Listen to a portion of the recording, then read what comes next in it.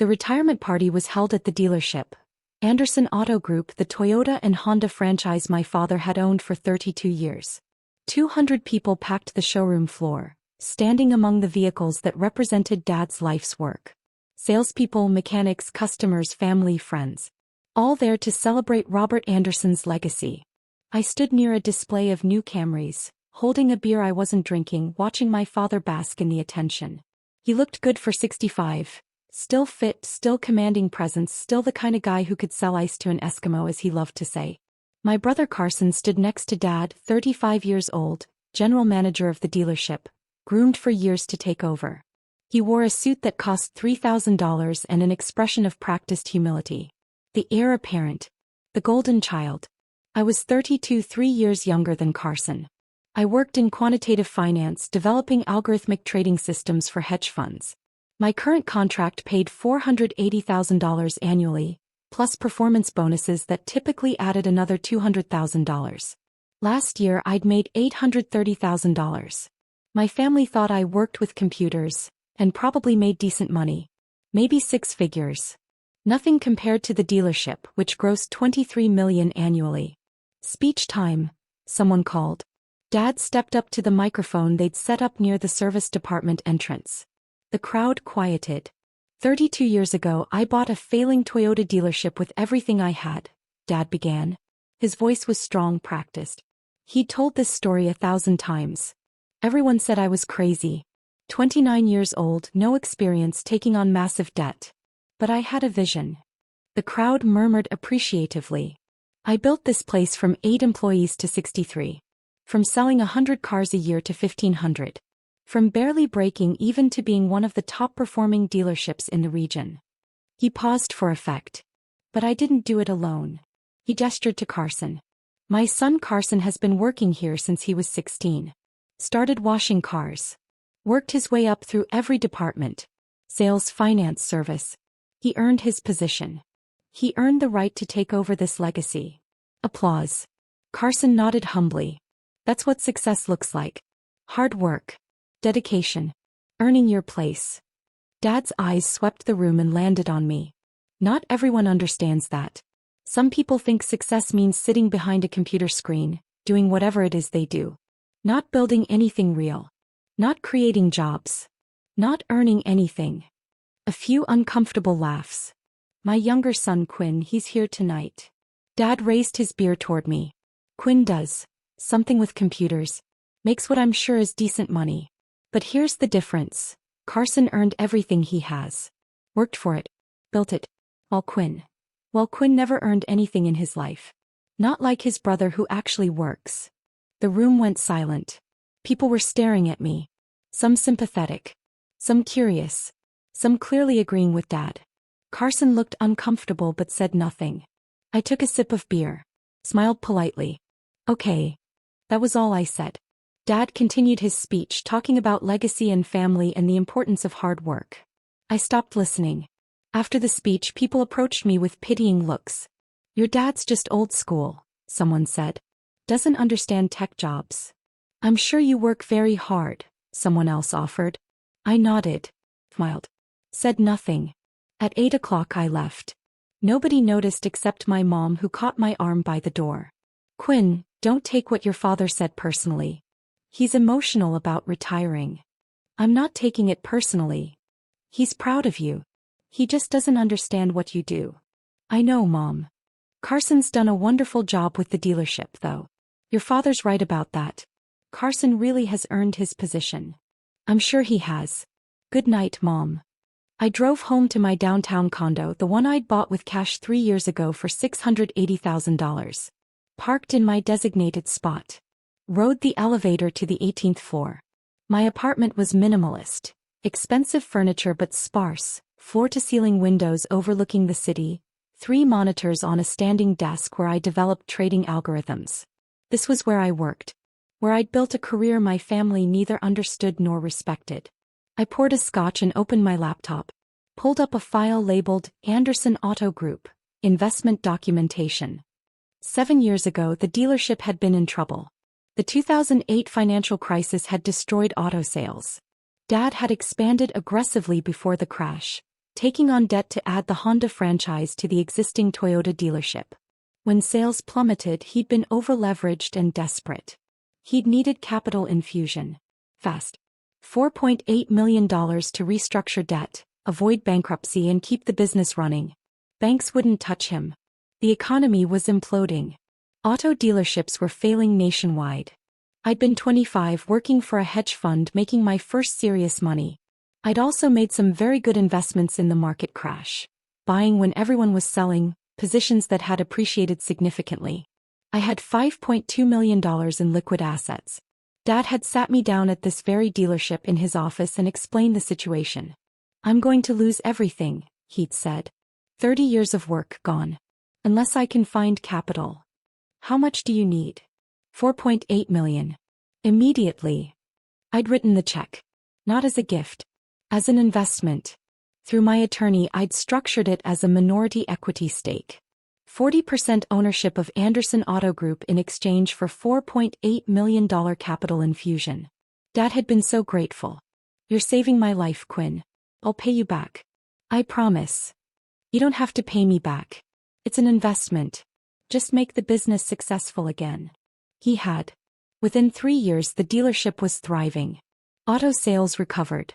Dad's aggressive expansion before the crash, which had almost destroyed him, positioned him perfectly for the recovery.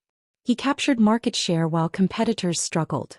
The dealership was now worth approximately $12 million. My 40% stake was worth about $4.8 million.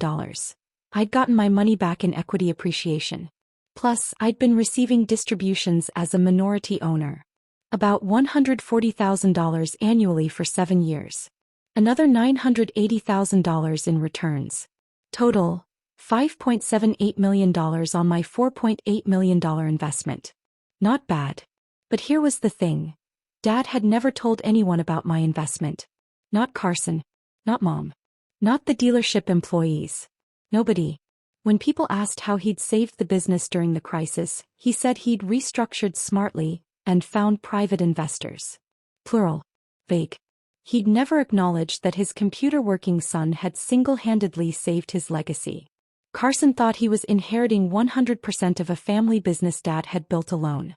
In reality, he was inheriting 60% of a business I owned 40% of. I pulled up my attorney's contact. Jennifer Walsh, who'd structured the original investment and handled all the legal aspects.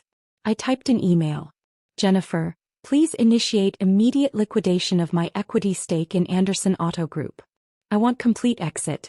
Sell my 40% stake back to the company or to Carson Anderson, at current fair market value of $4.8 million.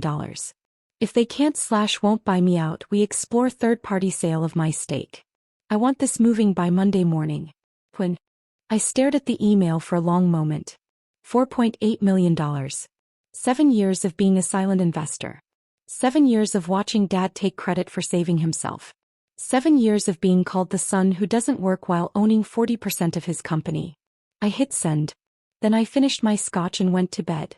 Monday morning at 9:47 a.m. Jennifer called. Quinn, I sent the liquidation notice to the dealership's accountant first thing this morning as legally required. I also sent copies to your father and Carson. What was the reaction? The accountant called me within 20 minutes. She sounded panicked. Said she needs to discuss this with the ownership immediately. She asked for a 30-day extension to arrange financing. Tell her no. Standard buyout terms apply. They have 90 days to arrange purchase of my stake at fair market value, or I can pursue third-party sale. Quinn, selling to a third party would be complicated. Your operating agreement gives the company right of first refusal, but if they can't buy you out, an outside investor owning 40% of a family dealership could create real problems. That's not my concern. I want out. All right. I'll inform them. But Quinn, this will get ugly. Your father's retirement party was Friday. Today's Monday. The timing looks intentional. It is intentional. Want to tell me what happened? He told 200 people I never earned anything in my life. While running a company I own 40% of and literally saved from bankruptcy. Jennifer was quiet. Okay then. Let's burn it down. By noon my phone was ringing. I let it go to voicemail. Quinn, I just got a very confusing notice from the dealership accountant. Something about you owning equity and liquidating? Call me immediately. This doesn't make sense. He called again at 1:15 p.m. Then 2:30. Then 4 o'clock. At 5:45 Carson called. I answered out of curiosity. Quinn, what the hell is going on? Hi Carson. How's the dealership? Quinn, the accountant just told me you own 40% of the company. Is that true? Yes. Since when? Since 2009. 7 years. That's impossible. Dad would have told me. I'm the general manager. I'm taking over the business. You're taking over 60% of the business. I own the other 40%. This is insane. Why would you own 40%? Because in 2009 the dealership was bankrupt. Dad needed $4.8 million immediately or he lost everything. I gave him the money in exchange for equity. Carson was breathing heavily. Dad said he restructured with some investors. He restructured with one investor. Me. He just never told you. Why not? Ask him. But my guess. Because acknowledging that his computer-working son saved his legacy would contradict the narrative he's built where I don't earn anything and you earned everything. Quinn, this is going to destroy the transition. I'm supposed to take over next month. How am I supposed to run a company where my brother owns 40%? You're not. I'm selling my stake. To who? To you preferably. Fair market value is $4.8 million. You've got 90 days to arrange financing. I don't have $4.8 million. Then you should probably find it. Or find a buyer who does. Because I'm done being a silent partner in a company where the owner tells everyone I never earned anything. Dad didn't mean. He did. And you stood there and said nothing. So now you both get to figure out how to run a dealership when your largest investor is pulling out. I hung up. Tuesday morning Jennifer called. Your father's attorney contacted me. They're requesting a meeting. All parties. Tomorrow 2 p.m. at the dealership. Tell them no. All communication goes through you. Quinn, they're going to fight this. Your operating agreement requires good faith negotiation before liquidation. I'm being perfectly good faith. I want out. They can buy me out. That's good faith. They're claiming your timing is punitive. That you're retaliating for a comment at a party. I'm exercising my legal rights as an investor. When I do it is my choice. They might argue constructive deadlock. That your exit is designed to harm the business. My exit is designed to exit. If it harms the business, that's because the business can't survive without my investment. Which proves my point about earning things, doesn't it? Jennifer laughed. Fair enough. I'll tell them we're proceeding with liquidation under the original operating agreement terms. Wednesday morning, Dad showed up at my building. Security called. Mr. Anderson, your father is in the lobby. Should we send him up? No. Tell him I'm working. He's quite insistent. He says it's an emergency. It's not my emergency. 10 minutes later my phone rang from an unknown number. Quinn. Dad's voice. I'm in your lobby. Come down here and talk to me like a man. I'm working. You're destroying my legacy. No, I'm liquidating my investment. There's a difference. Over something I said at a party? You're going to destroy 32 years of work because your feelings got hurt. I'm not destroying anything. I'm simply no longer partnering with someone who thinks I never earned anything. I didn't mean it like that. How did you mean it? I was talking about, Carson's worked at the dealership his whole life. You've never worked here. That's all I meant. You said I never earned anything in my life. Not, never worked at the dealership. Never earned anything. Period. In front of 200 people. It came out wrong. I was nervous, emotional about retiring. And honest. You were honest. You really think I never earned anything. That Carson earned his position and I've just coasted. That's not, Dad. Carson's inheriting a company that I saved. With money I earned. While you told everyone I don't earn anything. Do you see the irony? Silence. Come down here. Let's talk face to face. No. Talk to my attorney. You've got 90 days to buy me out. I don't have $4.8 million in liquid cash. Then sell assets. Take a loan. Figure it out. You're a successful businessman who earned everything through hard work, right? This should be easy. Quinn. I hung up and blocked the number. Over the next week, the situation escalated. My phone exploded with calls from family members who'd been filled in on the situation. Mom, how can you do this to your father? After everything he's done for you. Uncle Mike, you're being vindictive and petty. Family doesn't sue family. Aunt Teresa, I heard about the party comment. Your father apologized. Let it go. Carson called daily, alternating between anger and desperation. The bank won't give me a loan for $4.8 million. Not on short notice. Not without using the dealership as collateral, which defeats the purpose. That sounds like a problem. It's your problem too. If we can't buy you out and you sell to a third party, you'll destroy the business. Then buy me out. With what money? I had the money when I was 25. You're 35. Figure it out. 2 weeks after I initiated liquidation, Jennifer called with an update. They've made an offer. $3.2 million for your 40% stake. Payable over 5 years. No. Quinn, that's a 40% discount from fair value. Which is insulting. Fair value is $4.8 million. Gosh. That's the deal. They're claiming the business can't support a $4.8 million buyout. That it would cripple operations. The business has been paying me distributions of $140,000 annually. For 7 years. It can support buying out my stake. They're also arguing that your investment has already been returned through distributions. That you've made $980,000 in distributions on a $4.8 million investment, so asking for the full principal back is double dipping. That's not how equity works. Distributions are returns on investment. Equity sale is return of principal. Basic finance. If they don't understand that, they shouldn't be running a dealership. What do you want me to tell them? $4.8 million. 90-day deadline. No negotiation. This is going to destroy your relationship with your family. My family destroyed that relationship when they spent 7 years taking my investment for granted while telling me I don't earn anything. 3 weeks in, a third party contacted Jennifer. A regional auto group that owned dealerships in 4 states. They were interested in acquiring Anderson Auto Group. Specifically interested in my 40% stake as a foothold.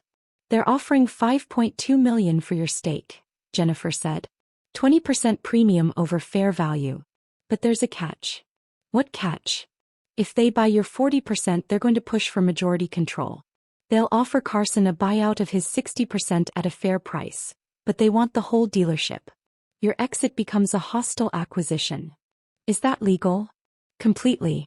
Your operating agreement allows third-party sale if the company can't buy you out. Once they own 40%, they can pressure Carson to sell the rest. What happens if Carson refuses? They become your new partners. 40-60 split. But they're a corporate entity with deep pockets and operational expertise. They'll make life difficult until Carson sells. I thought about it. Dad's legacy bought out by a corporate group. The Anderson family name removed from Anderson Auto Group. Everything Dad built gone. Because he told 200 people I never earned anything.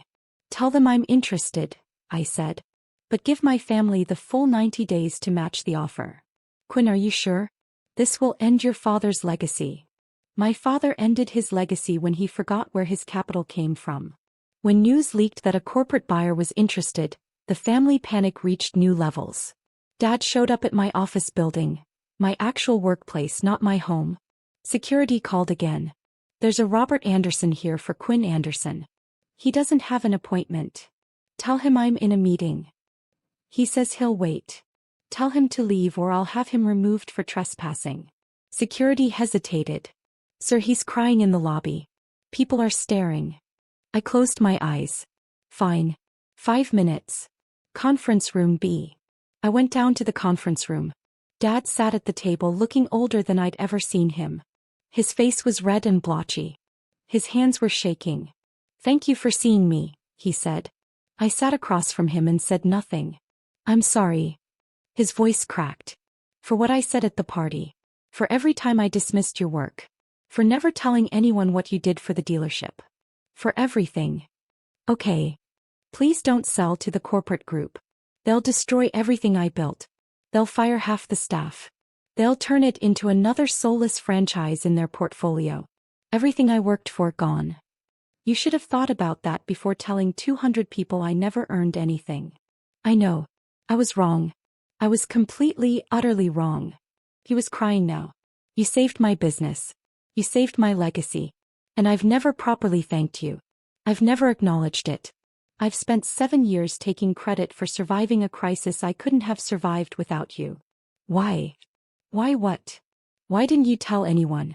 Why did you hide my investment? He looked at his hands. Because I was ashamed. Of what? Of needing my younger son to save me. Of the son I'd dismissed as just working with computers being the one with the capital I needed. Of Carson, the son I'd groomed to take over, not being able to help because he didn't have that kind of money. He wiped his eyes. It was easier to lie. To pretend I'd fixed everything myself. To maintain the narrative where I was the successful father and you were the kid who did computer stuff. And now I'm losing everything because I couldn't admit the truth. Because my pride was more important than your dignity. We sat in silence. Please, Quinn. Tell me what I can do to fix this. You can't fix it. Some things once broken stay broken. There has to be something. Name your price. What do you want? I looked at him directly. I want you to stand in front of the same 200 people from your retirement party and tell them the truth. That in 2009 I gave you $4.8 million to save your business. That I've owned 40% of your company for 7 years. That every bit of your recovery and success was built on capital I provided. That the son who never earned anything is the reason you had anything to retire from. Dad's face went pale. You want me to humiliate myself? No. I want you to tell the truth. There's a difference. Though I understand why you'd confuse the two. If I do that, if I admit I needed your money that I couldn't save the business myself, it destroys my reputation. Everything people think about me. Yes, it does. Just like what you said destroyed what people think about me. That's not the same thing. Isn't it? You built a reputation on my money while tearing down my reputation with your words. I'm asking you to correct that. Publicly. Completely. Honestly. He stood up. I can't do that. Then we're done here. Enjoy retirement while the corporate group dismantles your legacy. Quinn. 5 minutes are up. Leave or I'm calling security. He left, shoulders slumped, moving like a broken man.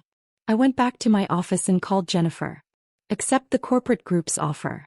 $5.2 million for my 40% stake. Let's close this. Quinn, are you certain? Completely. This will destroy your relationship with your family. Permanently. They destroyed it first. I'm just finishing the job. The sale documents were drawn up. The corporate group, Apex Auto Holdings, was prepared to wire $5.2 million for my stake. Closing date. 67 days after I'd initiated liquidation. Well within the 90-day window. 3 days before closing, Carson showed up at my condo. Building security called. Your brother's here. He says it's urgent. Send him up. Carson looked terrible when he walked in. Unshaven, eyes bloodshot, wearing jeans and a sweatshirt instead of his usual suit. I have an offer, he said without preamble.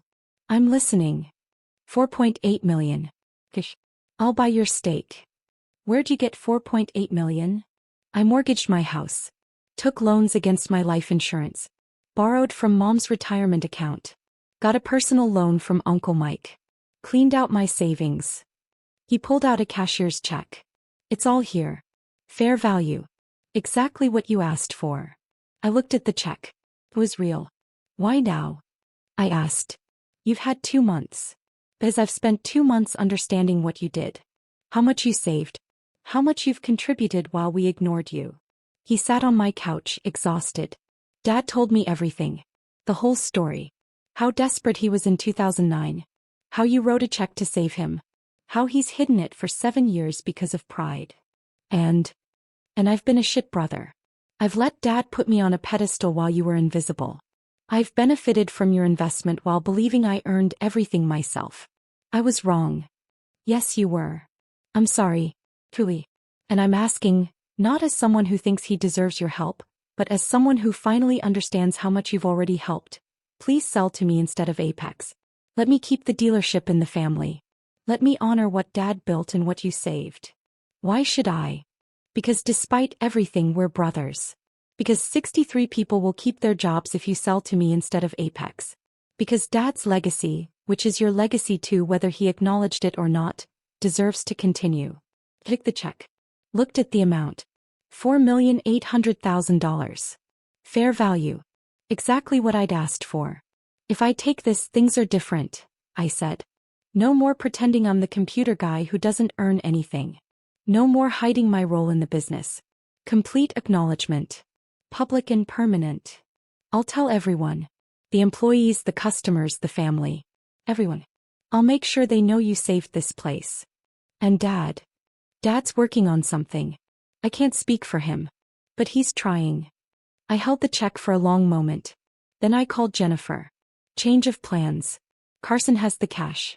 Prepare sale documents. I'm selling my stake to him at fair value. Carson's relief was visible. Thank you, Quinn. I swear I'll make this right. You'd better. The sale closed 3 days later. $4.8 million transferred to my account. My 40% stake in Anderson Auto Group, officially transferred to Carson Anderson. I was no longer an owner. No longer invested in my father's legacy. Just free.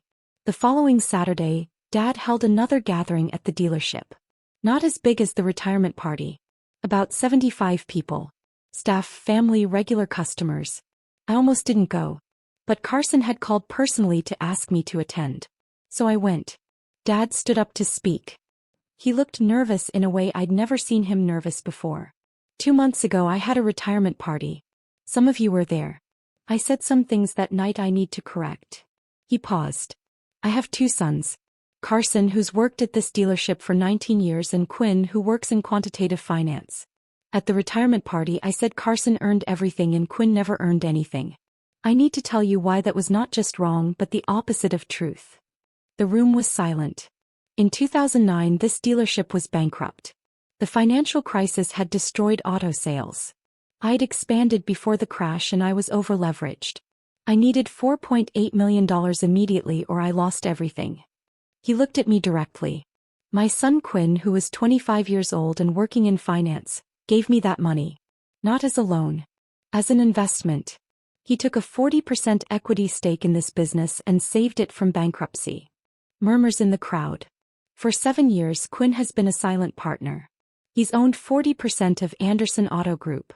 Every car we sold, every dollar of profit, every employee we hired, all of it built on capital Quinn provided. And I never told anyone. I hid his investment because I was ashamed of needing my younger son to save me. Dad's voice was shaking now. 2 months ago I told people Quinn never earned anything. That was a lie. Quinn earned the money that saved my legacy. Carson earned his position through hard work at the dealership. But neither of us, would be here without Quinn's investment. He turned to me. Quinn, I'm sorry. For minimizing your success. For hiding your role in this business. For valuing my pride over your dignity. You saved everything I built and I repaid you by pretending you didn't matter. I was wrong. The room was completely silent. Last week Quinn sold his stake to Carson. He could have sold to a corporate buyer who would have dismantled everything. Instead he gave Carson the chance to keep this a family business. That's the kind of man my son is.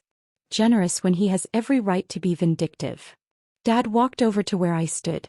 Extended his hand. Thank you, Quinn. For everything. For saving me when I couldn't save myself. For being the success I was too blind to see. I looked at his hand. Then at his face. He was crying. I shook his hand. You're welcome. It wasn't forgiveness. Not yet. But it was acknowledgement. Public. Permanent. Everything I'd asked for. After the gathering, Carson pulled me aside. The dealership's doing well. Really well. I want to pay you consulting fees. For advice on the business, on investments, on strategy. $50,000 a year. Not charity. Actual work. I don't need the money. I know. But I need your expertise. And I need my brother to be part of this business, even if you don't own equity anymore. I thought about it. Hey. But Carson? If you ever tell anyone I don't earn things, we're done. Permanently. Never again. I promise. 6 months later I had dinner with Dad. Just the 2 of us at a quiet restaurant, no audience. The dealership's thriving, he said. Carson's doing an excellent job. Better than I did, honestly. I'm glad. He pays you consulting fees? He does. Is he actually using your advice or is it just charity? He's using it. Made 3 major strategic decisions based on analyses I provided. The business is performing 10% better than this time last year. Dad smiled. My sons are both successful. I just wish I'd seen it sooner. Why didn't you? He was quiet for a long time. Because Carson's success looked like mine. Visible. Traditional. Easy to understand. Your success was different. Abstract. Something I couldn't see or touch. And rather than learn to appreciate something different, I dismissed it. And now I'm learning, fully, that success comes in many forms. That the son working with algorithms and trading systems is just as successful, maybe more successful, than the son selling cars. I made $830,000 last year, I said. That's more than the dealership's annual profit. I know. Carson told me. I had no idea. You never asked. No. I didn't. He looked at me directly. Can you forgive me? Eventually. I don't know. Maybe. But Dad, it's going to take time. What you said hurt. What you hid hurt worse. I spent 7 years being invisible while making your success possible.